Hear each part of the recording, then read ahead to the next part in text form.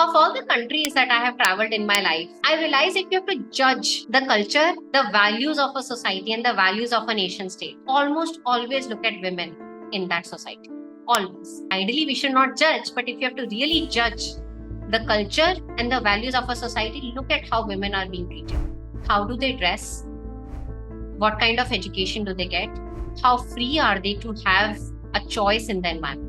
I've been to developing Southeast Asian countries like Vietnam and Indonesia, and I've typically found women to be a little more liberal in their dressing and to be a little more liberal in their thinking as well. I'm not trying to compare India to the Southeast or India to the West.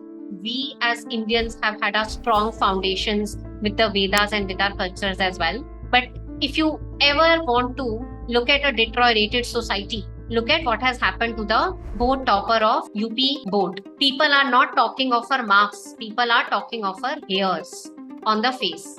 A teenager. And I'm just shocked at the grace with which she's handling it all.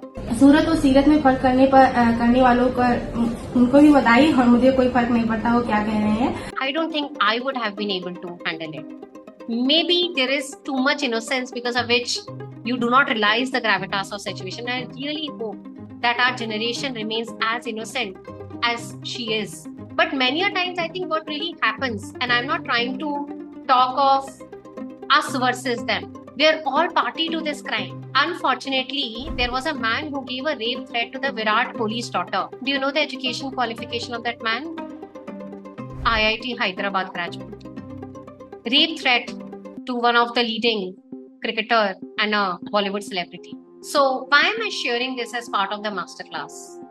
We at GGI have always stood on values of kindness and collaboration. And when such things happen either in the West or here in India, you have 2-3 choices to make. Either you could be quiet, which I don't agree with, or you could be on the perpetrator side as well. And many a times if you think that no, I can't be, you could be. Think of one time you have been a troll in the comment section, maybe anonymously, right? You have written something bad against someone. Very easy, right? Especially when you're anonymous. So many a times, and I could be party to this as well, right? I'm not trying to take a morally high ground.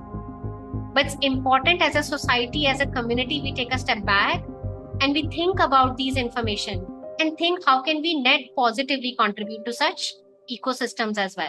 Many times they say when you're pointing fingers at others, 3 are towards us, right? So look at yourself first.